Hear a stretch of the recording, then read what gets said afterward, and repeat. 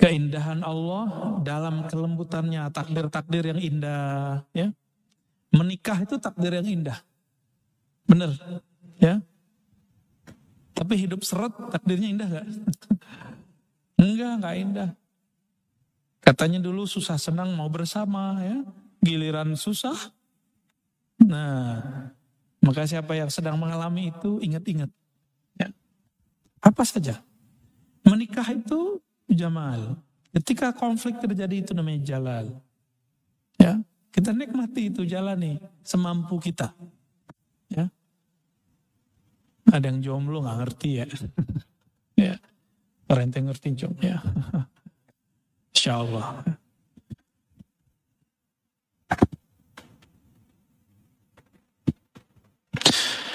Semua itu cara Allah mengenalkan dirinya.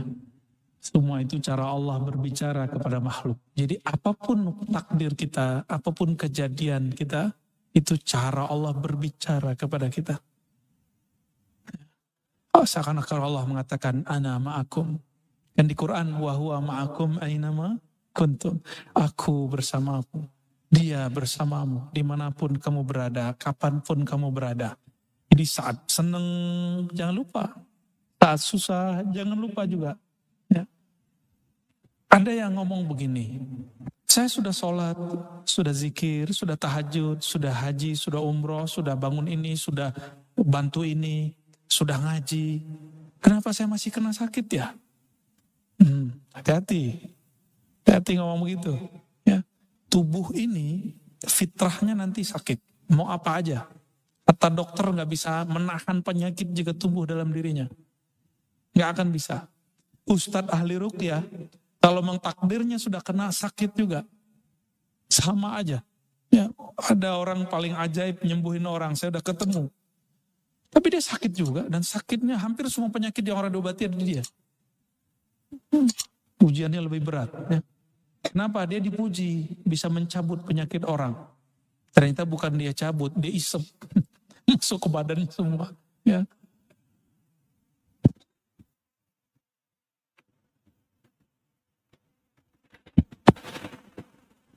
Maka adalah sebuah riwayat yang menyebutkan ayuhan nas.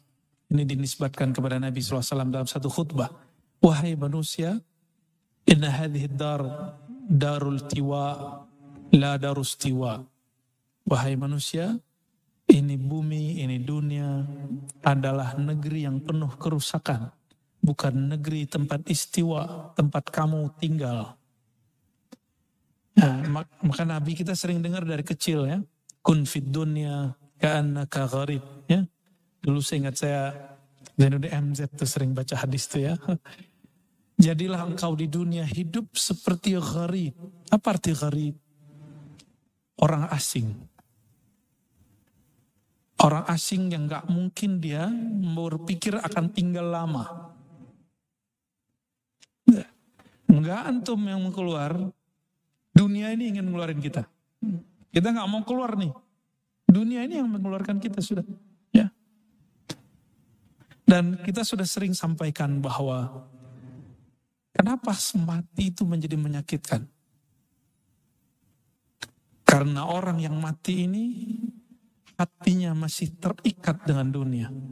Maka ketika diputus oleh malaikat maut itu yang menyakitkan. Ya.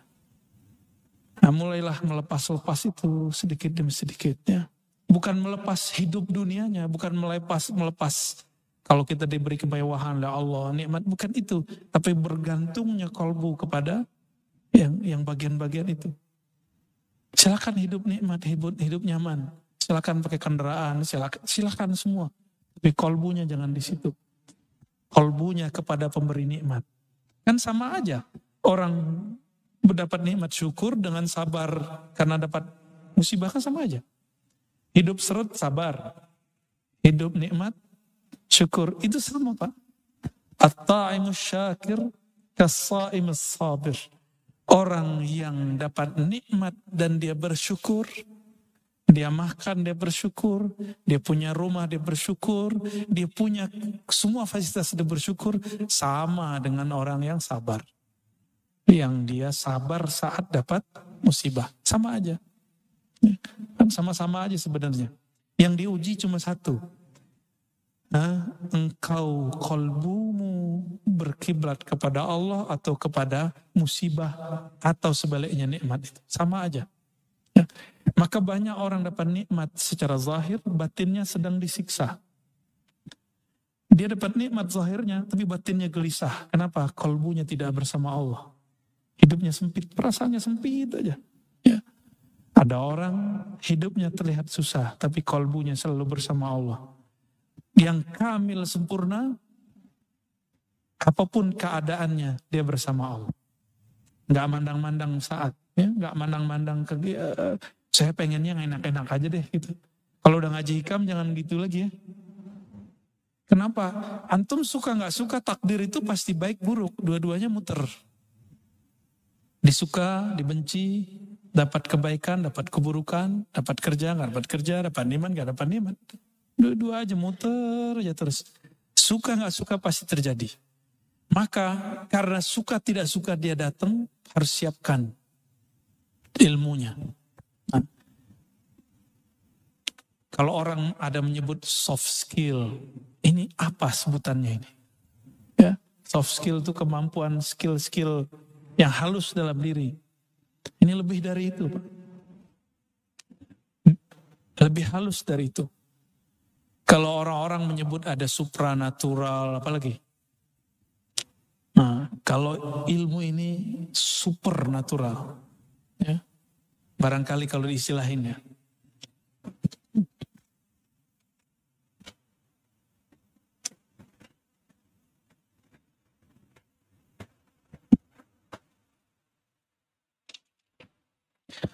Ini saya berbicara sebagai seorang guru, karena saya seorang guru. Nikmatnya guru Ustadz Dai apa? Ada murid. Ya. Ada murid, ada orang-orang yang mau berkorban, ada orang-orang yang khidmat, ada orang-orang yang ngaji. Ada orang-orang yang memuji. Ada pengikut, follower. Ya. Itu mirip-mirip dengan artis, Pak, mirip. Mirip sekali. Cuma kalau dia berhasil, dia akan jadi artis langit.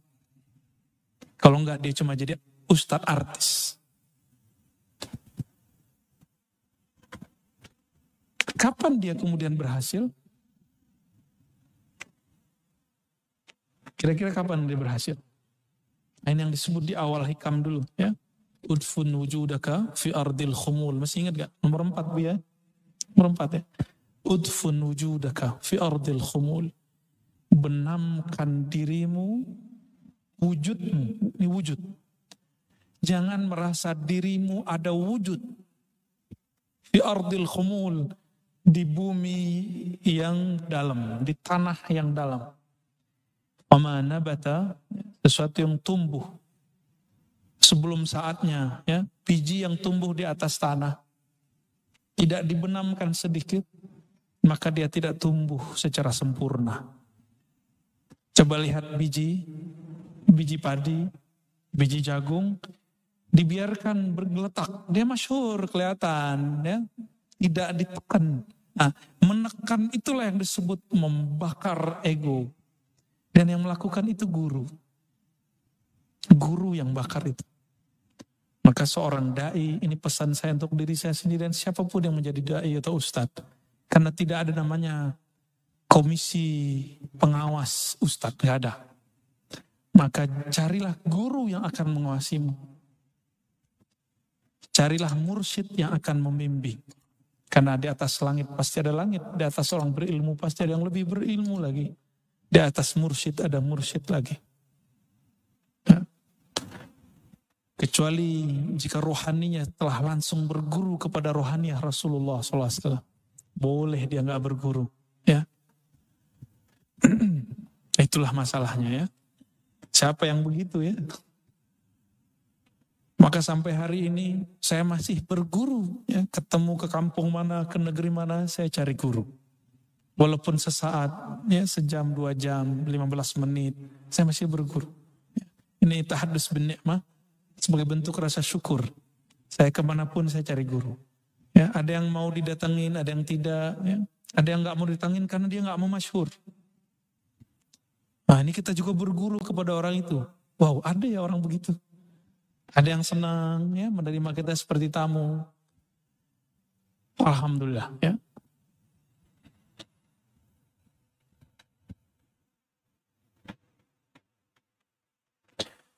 Ini diulang lagi oleh beliau di belakang sini.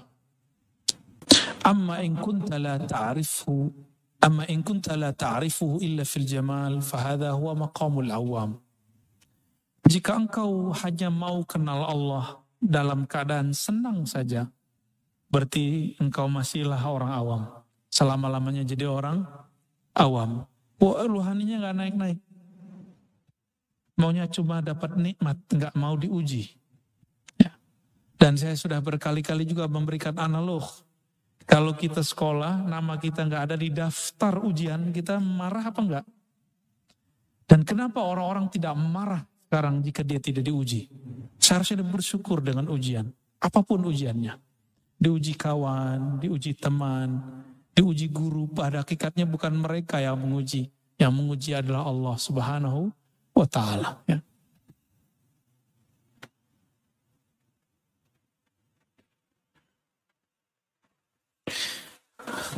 Ada potret dua orang ibu di dalam Al-Quran, ya, disebutkan di akhir syarah ini. Pertama, Sayyidatuna Maryam, ibunda Maryam. Boleh nggak nyebut Bunda Maryam? Boleh nggak? Apa menyerupai agama sebelah? Bunda. Ya, ada yang ngechat kita, nggak boleh sebut Bunda. Itu orang gereja. Ya salam, gereja belum ada di Indonesia, kita orang Indonesia udah nyebut maknya Bunda.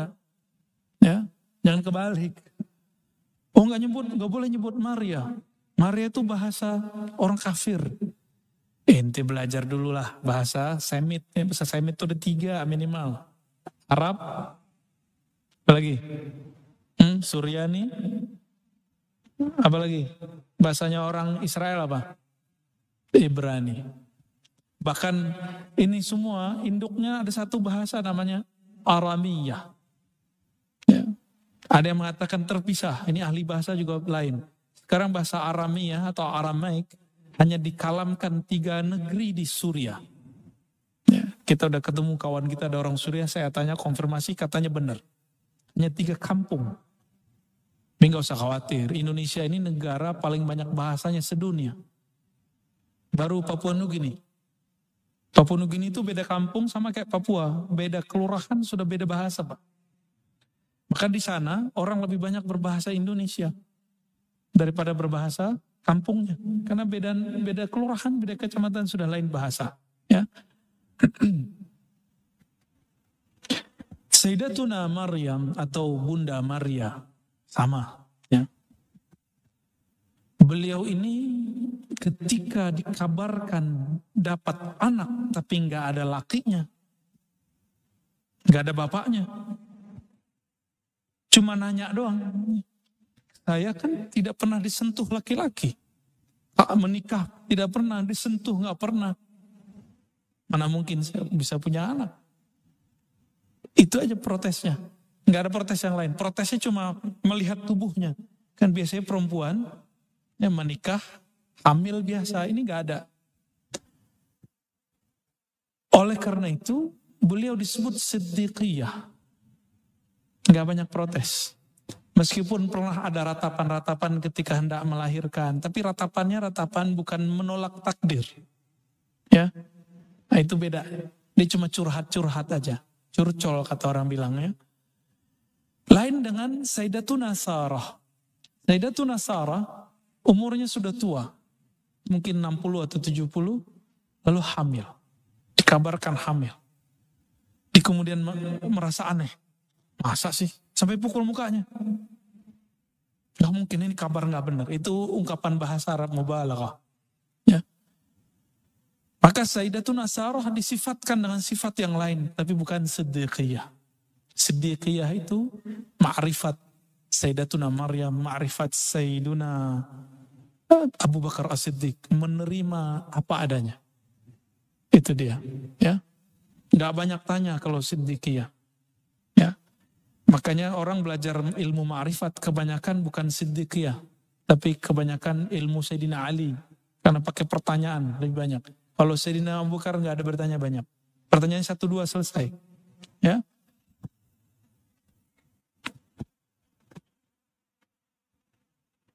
Di Quran itu ada pertanyaan dibalikkan kepada Sayyidatuna Sarah. Ata'ajabina min amrillah. Apakah kamu merasa takjub heran dengan kehendak Allah Subhanahu wa ta'ala? Ya. Baik, ini hikmah malam ini. Mau ditambah? Langsung tanya jawab. Ya, oke, baik. Kita baca lagi lalu tanya jawab. La tastaghrib wuqu'al aqdar ma dumta fi hadhihi ad-dar. Jangan lagi engkau merasa heran dengan keburukan, perubahan, fana, kehancuran di bumi, karena itu adalah sifat aslinya bumi. Jangan kamu merasa heran dengan musibah yang ada di dunia, karena itulah karakter aslinya dunia. Ya. Wa innaha ma ubrizat illa ma huwa mustahiqqun wasuha wa wajibun na'tuha. Karena dunia sifatnya tadi dua, dia akan menampilkan dua-duanya. Kemanapun engkau memandang, kemanapun engkau melihatnya. Wa ma lillahi baqiya, ditambah dengan kalam Imam Malik. Ini tambahan saya. Jika itu dibuat karena Allah, jika yang datang malam ini karena Allah, nanti insya Allah di sorga Allah pertemukan lagi kita. Insya Allah. Ya. Saya pun juga sama. Ya. Mungkin saya niatnya nggak benar, Bapak aja yang ngumpul, nanti gurunya yang lain. Tapi saya juga berdoa, ya Allah, luruskan niatku. Ya, kuatkan batinku. Ini yang disampaikan guru kami waktu di Sumeneb kemarin di Madura, Abu Ya Taifur Ali Wafa, Hafizahullah. Beliau juga seorang mursyid Thariqah Naqsyabandiyah, tabaqatnya satu tabaqat di atas saya. Ya. Apa kata beliau? Jika memang ruh dulu pernah bertemu di sana, di alam ruh, maka dia akan bertemu lagi dengan cara apapun di alam fana ini. Nanti juga akan bertemu lagi di masa mendatang di alam yang lain. Walaupun sukunya lain, walaupun sipitnya lain, ya, jenggotnya lain, ya, ompongnya lain, kulitnya lain, nggak ada masalah. Apapun karakternya, apapun suku bangsanya, mau di ujung dunia, kalau dulu di dalam ruh pernah bertemu, apapun metodenya, dia akan dipertemukan kembali oleh Allah SWT. Semoga ini bentuk reuni kita. Ya, amin ya rabbal alamin. Wassalamualaikum. Silakan kepada Bapak, Ibu yang mau bertanya nanti sebutkan namanya.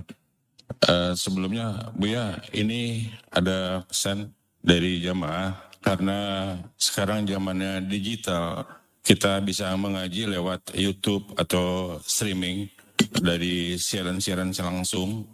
Namun ada sesuatu yang membuat kita kadang-kadang seperti yang diutarakan jamaah tidak khusyuk mendengarkan seperti yang sekarang kita lakukan.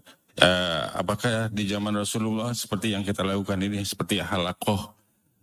Apakah ada hadis yang mengatakan bahwa kalau kita seperti halaqah ini ada malaikat-malaikat yang membentangkan sayapnya, dan itulah sebabnya tidak khusyuk. Ada jamaah menanyakan kalau kita mendengarkan pengajian itu melalui YouTube atau kajian-kajian yang lainnya.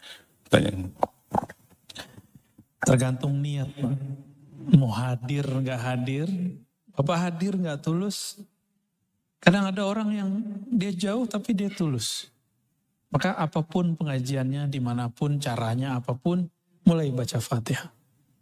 Jadi walaupun nonton YouTube, baca Fatihah untuk si ininya. Bapak kira saya nggak nonton YouTube juga, sesekali saya masih nonton juga. Ada guru-guru kita, cuma saya banyak nontonnya masyaikh dari Timur Tengah emang. Ya. Biasanya ada kajian-kajian kitab. Jadi saya pun masih mengupgrade bacaan-bacaan itu. Sekaligus ngelatih sama lughah, ya, memperdengarkan teks Arab supaya nggak lupa. Biasanya kalau bahasa nggak dipakai lupa, ya. Jadi boleh mendengarkan lewat sosial media, channel yang kita kenal itu jujur. Nah, ini pesan dari Syekh Ali Jum'ah. Ya, boleh mendengarkan dari sosial media, tapi dengan syarat itu otoritatif. Itu kalau bahasa sananya. Ya, silakan, nggak masalah. Kan nggak mungkin juga datang semua. Nggak muat juga di Pak Anima, Pak. Yang saya takutkan satu di Anima itu aja. Jalannya sempit, Pak, masuk sini. Ya, ya, fadal. Ada lagi, Pak Yudi?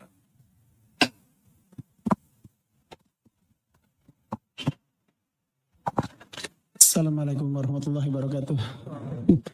Ya, di dalam Al-Quran ya saya pernah baca bahwa segala sesuatu diciptakan berpasangan. Ya. Seperti ada hidup, ada mati, senang, susah, dan seterusnya. Nah, saya pernah berpikir kalau kita ingin dipuji oleh manusia, pada hakikatnya pada saat yang sama kita juga sebenarnya mengharap dicaci manusia. Karena kan katanya itu berpasangan gitu. Seperti itu saya suka sampaikan ke anak-anak saya. Apakah itu demikian? Terima kasih. Berarti Bapak udah dewasa, Pak. Bukan hanya rambutnya yang putih.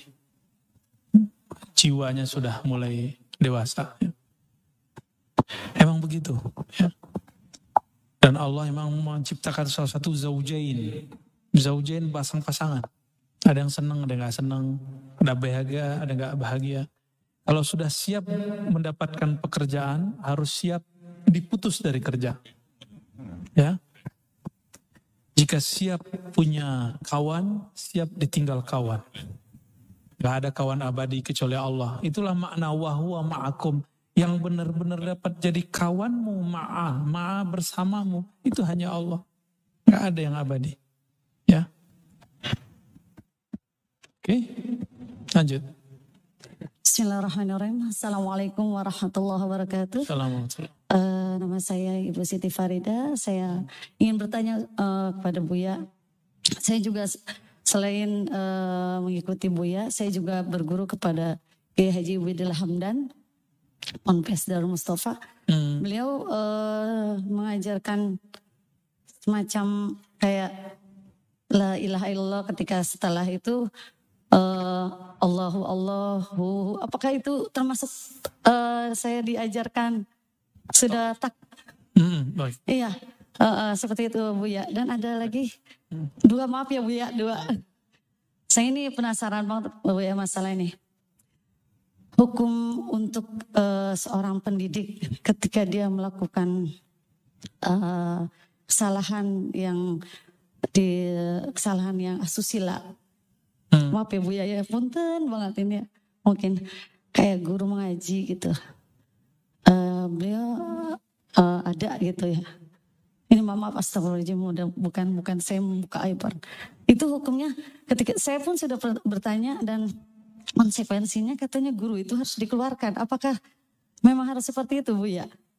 Baik. Itu aja, terima kasih. Wassalamualaikum warahmatullahi wabarakatuh. Kalau yang kedua tergantung lembaganya ya. Saya bukan orang itu.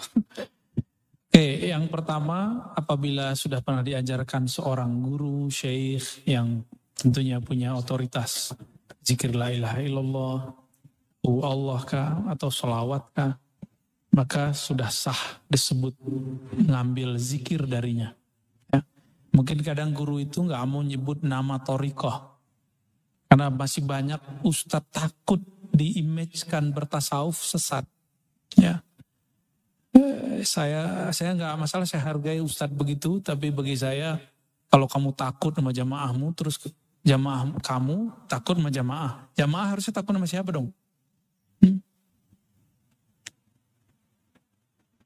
Takut itu kepada Allah, bukan ke jamaah. Tapi saya husnuzon kepada mereka, mungkin itu trik dakwahnya.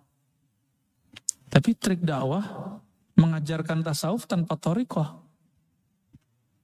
Oke, semoga itu bukan penipuan terhadap jamaah. Bagi saya nggak mungkin aja. Sama mengajarkan fikih tanpa mazhab. Ngajak orang ke Bandung tapi nggak pakai kendaraan, kuat nggak? Ya. Itulah sebabnya ada satu tempat, saya nggak usah sebut namanya. Sudah puluhan tahun belajar tasawuf. Pakai kitab. Tapi tidak ada thariqahnya. Jamaahnya nggak merasakan apa-apa. Hanya teori kebaikan kolbu, teori zikir, tapi tidak tahu praktek zikir. Dua-duanya harus kita kejar. Ya. Ini kan orang-orang kadang berpikir, zikir-zikir mulu, kapan berjuangnya? Loh, berzikir ente belum benar, gimana benar berjuang? Ya. Gak ada namanya pejuang di dalam gerakan Islam kecuali kolbunya masyghul bidzikrillah, sibuk dengan mengenal Allah, sibuk zikrullah. Kok sekarang dipisah-pisah? Itu mah zikir-zikir doang. Gak ada pergerakannya. Gak bisa begitu. Ya. Orang itu baru berani kalau kolbunya sudah bersama Allah. Kolbunya dipenuhi dengan minimal satu nama saja Allah. Satu nama aja, antum sebut Allah, Allah. Akan muncul keberanian luar biasa. Ya. Gak takut lagi dicaci maki orang. Gak takut tadi punya jamaahnya hilang. Gak takut, kenapa? Yang ngurusin jamaah itu kan Allah. Sebanyak itu pengajian. Kenapa dia datang kepada Syekh Fulan?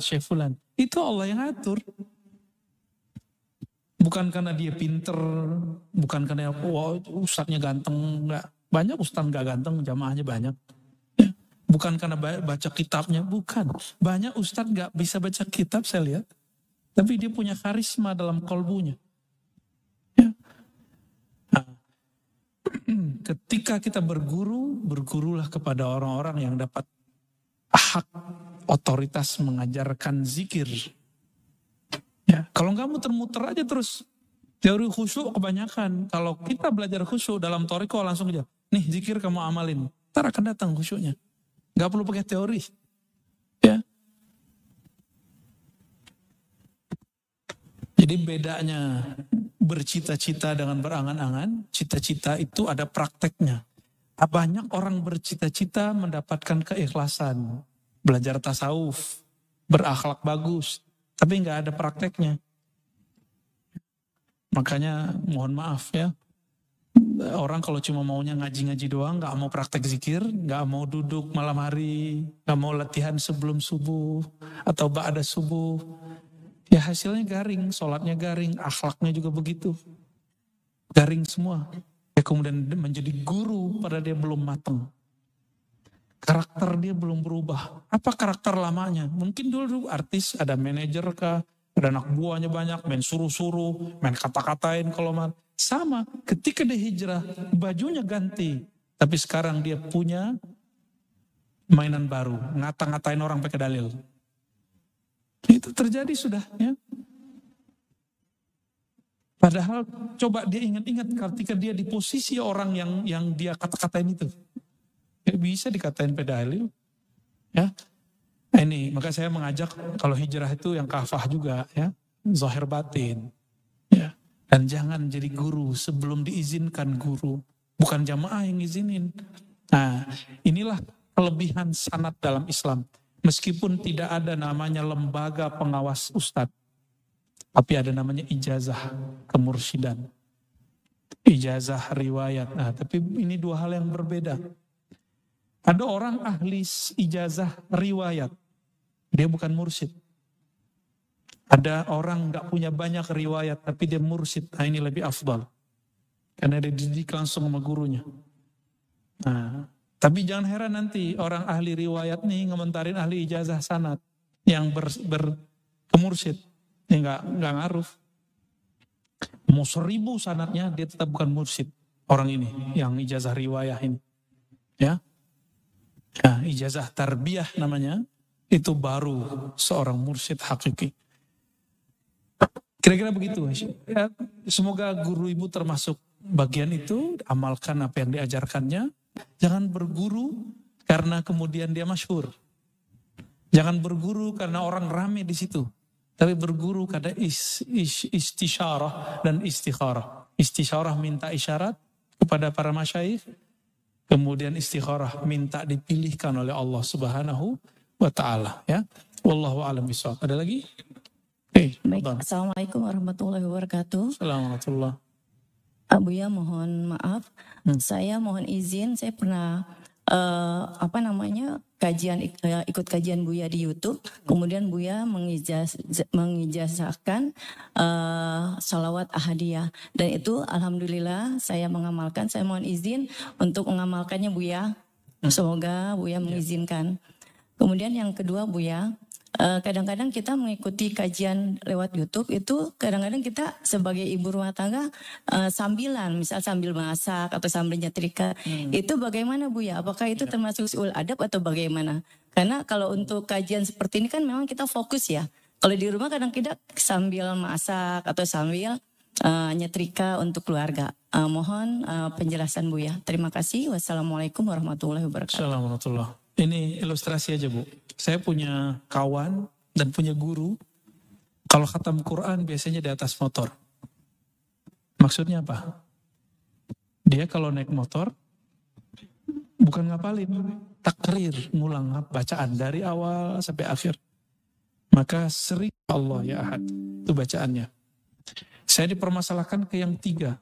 Allahumma ya Ahad salli alal mahdi. Ya Allah berilah salawat sampai ke rahmat kepada al-mahdi, khalifahmu. Apa kata orang ini? Ini kadang yang mempersalahkan orang yang dianggap alim di tempatnya. Maka saya jawab ya. Gak boleh kata dia salawat kepada selain Nabi. Kata orang alim ini. Gimana Pak? Benar gak boleh salawat kepada selain Nabi?